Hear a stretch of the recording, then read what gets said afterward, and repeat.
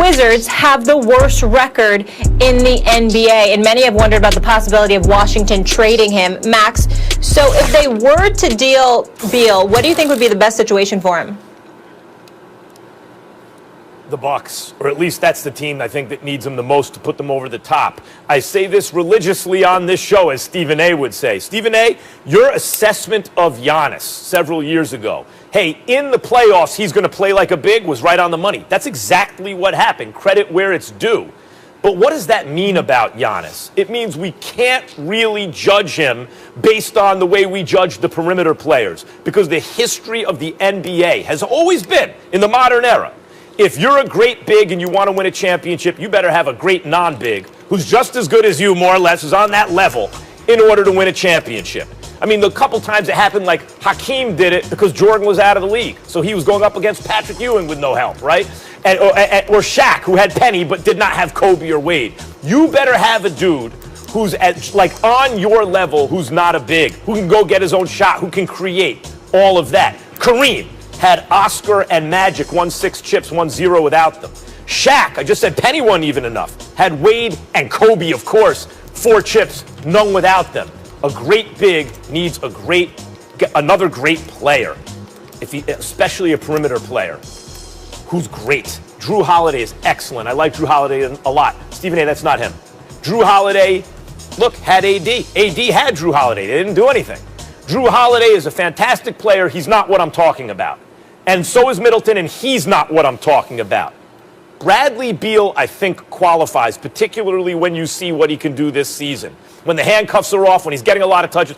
Bradley Beal, if he's not it, is the next thing to it, is what the Bucks need to put them over the top, and I think that's the team that should be most interested in him. I don't mind that pick at all, Max Kellerman, but before I give you mine, let me say a couple of things, y'all, for the purposes of just my NBA connections in this show. Bradley Beal is a star. He deserves better than what he's getting in the nation's capital. I like Scott Brooks. I'm very, very fond of Tommy Shepard, who's now the GM, and he's running basketball operations for them. I like Tommy. I wish him nothing but the best.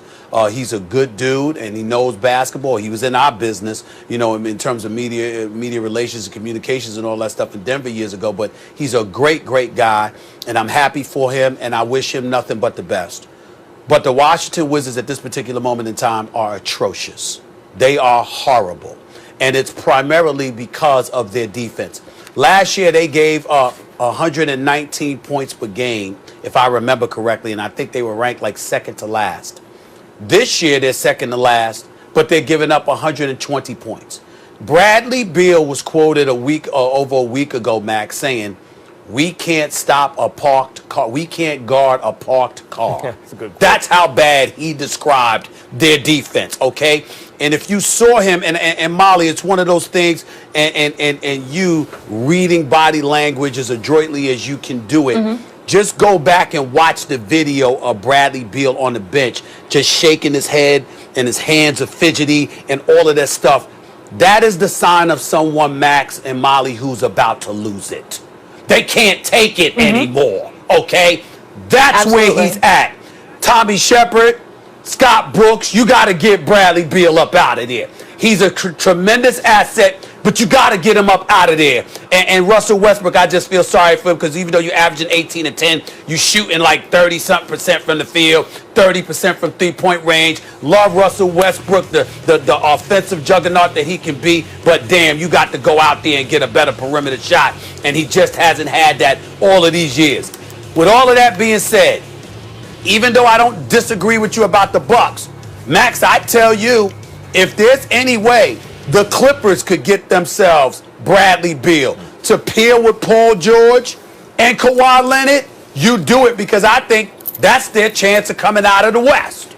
You understand? Before, when we think about Giannis, why are we thinking about what pieces he needs? Because we talk about winning the chip, right? Well, how could the Clippers possibly position themselves to win the chip? By getting somebody like Bradley Beal, with a Paul George, with a Kawhi Leonard. Lord have mercy. That could potentially be special, because I'm here to tell you, I don't know what the hell's going on with the Clippers. They've been winning games, but they've been winning games with Ty Lue basically not playing Lou Williams that much. I can't believe what I'm seeing. Lemon Pepper Lou? Sweet Lou? I expect the brother this brother can drop buckets with the best of them. I expected to see more. Something's going on there. I never liked the Luke Kennard pickup. I know he can shoot the ball and all of that stuff, but he just doesn't. It doesn't work for me with him with the Clippers. I just don't like it. I'm not calling him out. I just don't like that pairing. You know what I'm saying? When I think about Bradley Beal with a Paul George and a Kawhi Leonard, the Clippers, we could sit up there and talk about how they'd be a threat to the Lakers all we want. They ain't beating no damn Los Angeles Lakers. It's presently constructed. They are not getting past the Los Angeles Lakers. They get Bradley Beal to pair with Kawhi and Paul George. I'm not saying it could happen, but if they were lucky enough to pull that off, we got a different story to tell. Right. That would be my second destination for him, would be the Clippers. And the thing about him on the Clippers, which, they have no draft picks left because they had to spend it all on Paul George. But if somehow, in some way, that could be arranged, what they would have in common with the Nets, they'd have a legit big three. And the crazy thing about that big three, just like the Nets, they can all three get their own shots and score from anywhere. And that is, I don't know if that's ever happened before until the Nets, and then it would happen again with the Clippers. Yeah, Bradley Beal is a balance of power kind of player in the NBA if he's on the move right now. No question. Leads the league in scoring. He's still just 27. By the way, they play the Pelicans tonight, 9 Eastern. Fellas, let's keep it rolling because we have a lot to dive into today on First Take. It is a jam-packed show. This will be Tom Brady's 10th Super Bowl in his Hall of Fame career, but is it the most impressive